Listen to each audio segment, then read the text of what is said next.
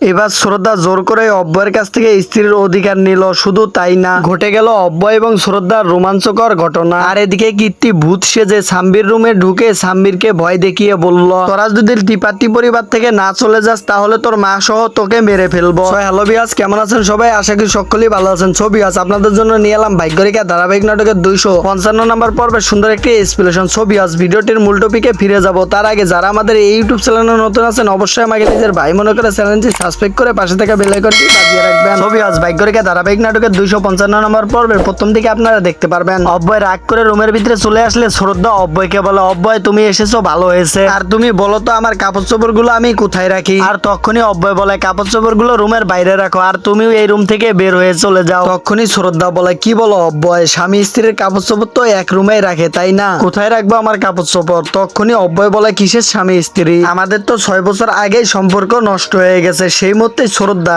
অব্বয়কে বলে, না অব্বয়, এটা ঠিক, আমরা দুজনের কাছ থেকে 6 বছর আলাদা থেকেছি, তবে কাগজে কলমে কিন্তু আমি এখনো তোমার স্ত্রী। সেই মুহূর্তে অব্বয় রেগে গিয়ে শ্রদ্ধাকে বলে, শ্রদ্ধা, কাগজে কলমে সবসময় সত্যটা বোঝায় না, আর সত্যি তো এটাই, 6 বছর আগে আমাদের সম্পর্ক নষ্ট হয়ে গেছে। এই কথা শুনে শ্রদ্ধা অবাক হয়ে গেলে এর পরের দৃশ্যে আমরা দেখতে পারি তানুজা বাড়ির সকলকে বলছে, শ্রদ্ধা জোর করে 6 বছর পর আমাদের বাড়িতে ঢুকে গেল, আর সেটাই কি আমরা সকলেই মেনে নিলাম। সেই মুহূর্তে ঋতু তানুজাকে মজা করে বলে, হ্যাঁ ভাবি, তুমি ঠিক কথাই বলেছো, শ্রদ্ধা 6 বছর পরে সে কোন অধিকারে রুমের ভিতরে ঢুকে গেল। তখনই নয়নাজি বলে, শ্রদ্ধা তো এবারের বউয়ের অধিকারে এসে তার রুমে ঢুকে গেছে। এরপর আর্থি বলে, শ্রদ্ধা তো আমার ভাবি, অব্বয় ভাইয়ের বউয়ের অধিকারে শ্রদ্ধা এখানে এসেছে। এরপর সোনিয়া বলে, সাম্বিরের সাথে সিয়ারও তো মা শ্রদ্ধা। এসব কথা শুনে ঋতু তখন তানুজাকে বলে, ভাবি এসব কথাগুলোই তো ঠিক, তোমার এখন কেমন লাগছে? শ্রদ্ধা তো দেখি এই বাড়িতে থাকার অধিকার রাখে। সেই মুহূর্তে তানুজা রেগে গিয়ে বলে, আরে তোমাদের কি এসব নিয়ে মজা মনে হচ্ছে নাকি? আরে তোমরা দেখতে পাচ্ছ না, শ্রদ্ধা যদি এই বাড়িতে থাকে তাহলে শ্রদ্ধার সাথে ওই অবয়া মেয়েটাও এই বাড়িতে থাকবে। সেই মুহূর্তে নয়নাজি বলে, তানুজা আমরা সকলেই বুঝেছি এবং তোমাকেও মেনে নেওয়া উচিত। সেই মুহূর্তে তানুজা রেগে গিয়ে নয়নাজিকে বলে, নয়নাজি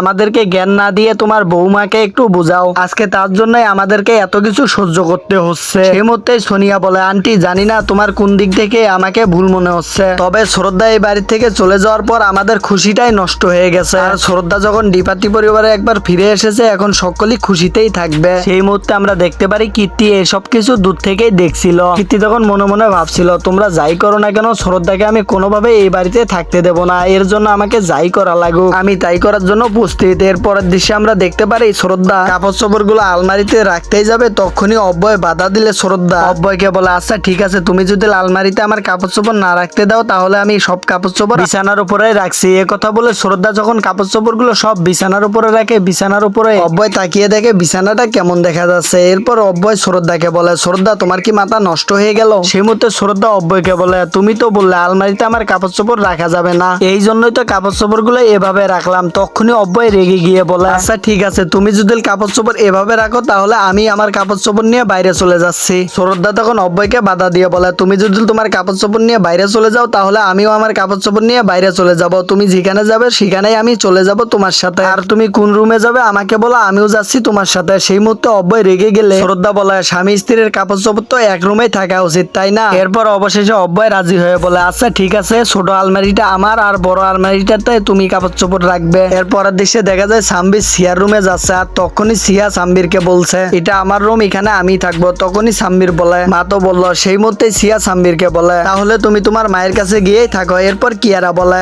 আর তুমি যদি জোর করে এখানে ঢুকতে চাও তাহলে তোমাকে আমরা ঘাত ধাক্কা দিয়ে বের করে দিব এবং সেই সাথে তোমার কাপড় চোপড় সব ছুঁড়ে ফেলে দেবো, এবং সেই সাথে এরপরের দেশে আমরা দেখতে পারি অব্বয় বিছানা 2 ভাগে ভাগ করছে, একদিকে শ্রদ্ধা এবং আরেকদিকে অব্বয় ঘুমাবে। সেই মুহূর্তে আমরা দেখতে পারি সিয়া এবং কিয়ারা দুজন মিলে সাম্বিরকে ধাক্কা দিয়ে ফেলে দিয়েছে, আর সাম্বির পড়ে গিয়ে চিল্লান দিলে সেখানে শ্রদ্ধা চলে আসে, আর শ্রদ্ধা চলে এসে সিয়াকে বুঝিয়ে বলে, কিন্তু সিয়া কোনোভাবেই রাজি হয় না। সেই মুহূর্তে অব্বয় এসে শ্রদ্ধাকে বলে, সিয়া যা বলবে তাই হবে। তখনই শ্রদ্ধা বলে, আচ্ছা ঠিক আছে, আমি সিয়ার কথা মেনে নিলাম, সাম্বির এখন থেকে তার বাবা মায়ের সাথে একসাথে ঘুমাবে এবং বেশি বেশি আদর পাবে। সেই মুহূর্তে সিয়া রেগে গিয়ে সাম্বিরের কাপড় চোপড় রেখে দিয়ে বলে, সাম্বির আজকে থেকে আমার সাথেই ঘুমাবে এই রুমে। সেই সাথে এর পরের দৃশ্যে আমরা দেখতে পারি অব্বয় বেশি বেশি করে শ্রদ্ধার সাথে রাগ করলে শ্রদ্ধা জোর করে অব্বয়ের মাথায় তেল মালিশ করে দিচ্ছিল। সেই মুহূর্তে অব্বয় রেগে গিয়ে বোতলটা ছুঁড়ে মারলে সেই মুহূর্তে বোতলটি মেঝেতে পড়ে সকল তেল পড়ে যায়। এরপর অব্বয় শ্রদ্ধাকে বলে, আমি তোমার সাথে থাকবো না। এরপর অব্বয় চলে যেতেই ধরলে তখনই শ্রদ্ধা অব্বয়কে টেনে ধরে, আর মেঝেতে তেল থাকার কারণে অব্বয়ের পা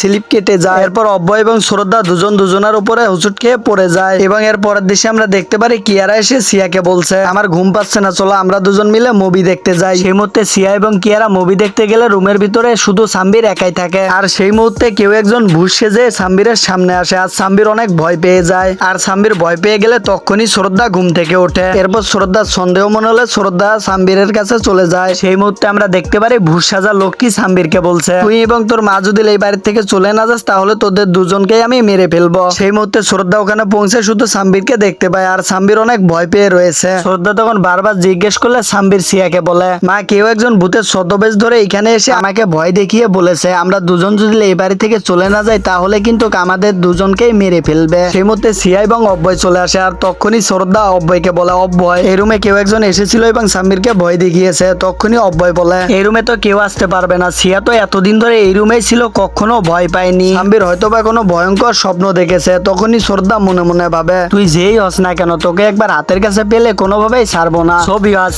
এই ছিল ভাগ্যরেখা ধারাবাহিক নাটকের 255 নাম্বার পর্বের সুন্দর একটি এক্সপ্লেনেশন। তো আপনাদের কাছে ভিডিওটি কেমন লেগেছে অবশ্যই কমেন্ট করে জানাবেন। আর পরবর্তী নাটক এক্সপ্লেনেশন ভিডিওগুলো দেখার জন্য চ্যানেলটি সাবস্ক্রাইব করে পাশে থাকা বেল আইকনটি বাজিয়ে রাখতে পারেন যাতে করে পরবর্তী নাটক এক্সপ্লেনেশন ভিডিওগুলো সবার আগে দেখতে পারেন। সো ভিউয়ার্স সকলেই ভালো থাকেন, সুস্থ থাকেন, দেখা হচ্ছে পরবর্তী ভিডিও নিয়ে।